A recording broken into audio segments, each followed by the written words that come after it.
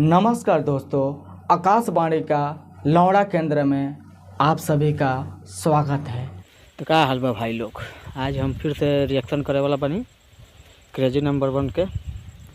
और जौन की वीडियो के नाम भी बा आरती कुमारी और छोटू के ऊपर बाटे। तो हम तो ये कहब कि क्रेजी नंबर 1 के कोनो भी रिएक्शन वीडियो देखी जाए तो प्लीज़ हेडफोन लगा के ज़रूर देखी जाए। कहाँ से कि क्रेजी नंबर 1 भैया के जौन वीडियो बा वो तनी अलग ही रहेला। तो हम ये करब कि आप लोग हेडफोन जरूर लगाएं और हमारे चैनल पर नया बने तो लाइक शेयर सब्सक्राइब कर दी। चले जाए वीडियो कर जा स्टार्ट, लेट्स गो। नमस्कार दोस्तों, आकाशवाणी का लौड़ा केंद्र में आप सभी का स्वागत है। तो आज हम बात करने वाले हैं लौड़ा एंड लसन पार्ट 2 के बारे में। तो without any delay let's get cameraman कमा का भौसड़ा भौसड़ी वाला। ओहो खैर भाई लोग, ये एगो मस्ती मजाक रहला, लेकिन अभी तो हम लोग के जवन हम बात बतावे वाला बानी नु ई सुनल तो हम लोग का बहुत जरूरी बावे। तो एही से कहत नहीं कि ई वीडियो के नु शुरू से अंत तक में देखियो लोग, तबे जाके तो हम लोग की मामला समझ में आई। और भाई लोग ई वीडियो में तो हम लोग का हम ऐसा थंबनेल और ऐसा का पोस्टर देखावे वाला बानी के तो हम लोग के देखला के बाद तो हम लोग का मुंह से बस एक ही शब्द निकली कि कौन की मां के जैसा का पोस्टर बनैले बा। तो पोस्टर नंबर 1 तब भाई लोग जैसे कि तुम लोग की स्क्रीन पर देख सकत रहो, ई पोस्टर में का लिखल बावे, छोटू के मरने के बाद आरती के पेट में बच्चा हो गया। अरे तोरी बहन का बुरी में हेलीकॉप्टर पेलो, तोरा मौसा का बच्चा होवे ने तोर पाहुन कहे तोरी बहन के चोदो। हम तो सब ई न्यूज़ पहली बार सुनतानी, इतना हम न्यूज़ देखत नहीं करीबन आज 10-12 दिन से। सरवार तक ले कोनो न्यूज़ में संका निकल के नहीं के आरती के पेट में बच्चा बावे। तनी भाई लोग तनी हां एडिटिंग स्किल देखत रहलो, एकरी बहन तो का एडिटिंग स्किल अपन आंख देख लेले बार। तो सरवा कोनो प्रेग्नेंट औरत के मुंह पर आरती का फोटो काट के चिपका देले बार। कहत रह सकवन जी के छोटू का मरने के बाद आरती के पेट में बच्चा हो गेल। जिया ना भौसड़ी वाला ता बहन तो हनिया लोग के वजह से तो सरू पूरा न्यूज़ रिपोर्टर का नाम खराब हो गेल बस। सार लोग न्यूज़ बनावत रहलो ना, पर बहन चदवावत रहलो, ई तो हनिया लोग का पता हो। सार लोग आदमी जवन मरल लेके तो लोग को मुआ देत रहलो, जवन जिंदा बतावला के तो सरवा बातें अलग बावे। अरे सारा बता नहीं, जवन आदमी प्रेग्नेंट नहीं के ओकरो का प्रेग्नेंट ई सरवा कह देत रहलो। बस लास्ट में इहे कहल चाहतनी के संका फोटो डिजाइनर को केनु मुठ अवार्ड देवे के चाहिए, अवार्ड बने के मतलब झाट अवार्ड देवे के चाहिए ना। मतलब देखत रहलो के तरी सारा ये एडिट कइले बावे। पोस्टर नंबर 2 छोटू आरती प्रेम चालीसा।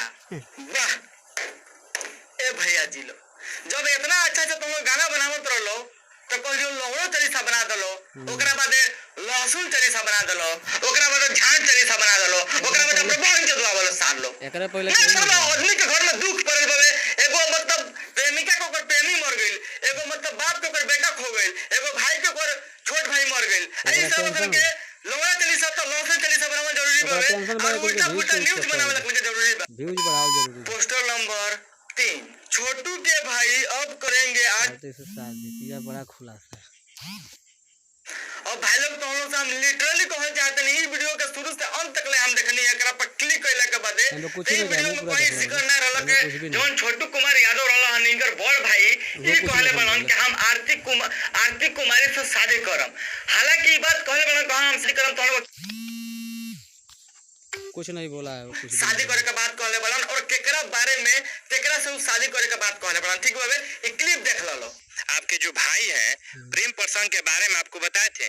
मेरे को बताया था, मेरे फैमिली को पता नहीं था। अच्छा, कब बताए थे आपको? मेरे को यही 1 साल करीबन 1 साल हो गया बताए। हाँ बताए। उसका लव स्टोरी चल रहा था 2 साल से। अच्छा, तो उस पर आप क्या एक्शन लिए जब 1 साल से आपको बताए थे कि हम प्यार करते हैं किसी लड़की से, और उस समय आप क्या एक्शन लिया और क्या बोले अपने भाई से? आप हम भाई से बोले कि ये सब मत करो, गलत है। हाँ, तो भाई बोला कि कोई गलत बा अभी मतलब नहीं करेंगे, आपका शादी हो जाएगा तब हम करेंगे शादी उसी लड़की से। अच्छा, तो देख ले लो तो भाई लोग ये जो तो छोटू कुमार हो जेकर डेथ हो गेल बाबे, जेकर मृत्यु हो गेल बाबे, आई मीन मतलब जेकर हत्या हो गेल बाबे, ठीक बाबे, उनकर ही बड़ भाई हवन जहां तक हमरा पता बाबे। छोटू कुमार इनकरा से बतैले रहलन अपन बड़ भाई से, जौन ही बड़ भाई बन इनकरा से बतैले रहलन छोटू कुमार कि हम शादी करम, लेकिन भैया तू पहले शादी कर लब ओकरा बादे हम शादी करम। ठीक बाबे, लेकिन ई बात के एगो गलत वे में ले के देखावल गेल बाबे कि छोटू के बड़ा भाई मतलब छोटू के भाई अब आरती कुमारी से शादी करे वाला बा। तो भाई लोग ये हमने के यूपी बिहार के मतलब मीडिया लाइन के इज्जत पर ट्रुथ पावे साला चंद व्यूज खाती कुछ भी फेल देत रहा सब कसम से कहते देखो भाई तुनके कितना गंदा लिख दो चली कोनो बात नहीं कहे हमने अपने गंदा लिख दो लौड़ा लहसुन छाट कुछ भी लिखत चली लेकिन केहू के मरला के बाद ना ये सब गलत मरला के बाद ओकरा मतलब नाम पर व्यूज लेवन बहुत गलत बात है भाई लोग भाई जेकरा भी थमले डाला भाई भैया जी तरह से हम कौन दुश्मनी नहीं के तरफ से हाथ जोड़ के हम सॉरी कहना चाहते नहीं अगर तरह के कुछ अंडसन हम बोल दिले कम तो तरह से कौन दुश्मनी नहीं के ना तारा कौन परिवार से दुश्मनी बस तरह से नहीं कहना चाहते नहीं कि भाई ऐसा का मतलब कौन इतना ज्यादा क्लिक बेल मत मारा कि यार आदमी सोच के कुछ और ही क्लिक करो और वीडियो जाला के देखला के बाद कुछ और ही अगर माइंड में चलो आ कमेंट में जाकर तोहरे के उल्टा पुल्टा करिया के चले आवो तो भाई लोग हमारे वीडियो बनाओ के ये मकसद रहल है कि भाई न्यूज़ जितना भी न्यूज़ बनावत रहलो भैया जी लो हमने के यूपी बिहार के आसाम के चाहे कहीं के भी बना लो अच्छा न्यूज़ बनावलो के देख के मजा आओ और जेन्युइन न्यूज़ बनावलो और जेन्युइन न्यूज़ बनावलो कि देखला के बाद पता चलो कहां का अपडेट बावे छोटू कुमार के जौन हत्या भइल बावे उनकर मतलब जौन कातिल बरस अभी तक पकड़ाइल बरस तक नहीं पकड़ेला सन उनको लोग के बारे में का अपडेट बावे इकुल बनावलो ना यार फिर देख के हमरो जाना मतलब हम बहुत एक्साइटेड बनी के सर को पकड़ाओ सन वाले गाड़ी में को पुलिस डंडा करो सन ठीक बावे तो ऐसा कोई न्यूज़ बनावलो के देख के अच्छा लगो और हमने जानकारी मिल सको मैं के तुम लोग के वीडियो देख के अच्छा लागलो तो वीडियो के तुम लोग के ऊपर बावे भाई लोग हम लाइक को कमेंट शेयर सब्सक्राइब करे के ना कहम तुम लोग के ऊपर बावे हां सही बात वीडियो अच्छा लगे तो लाइक कर दियो लो ना लगे तो डिसलाइक कर दियो लो यार हम तो कहत कि अगर अच्छा ना लगे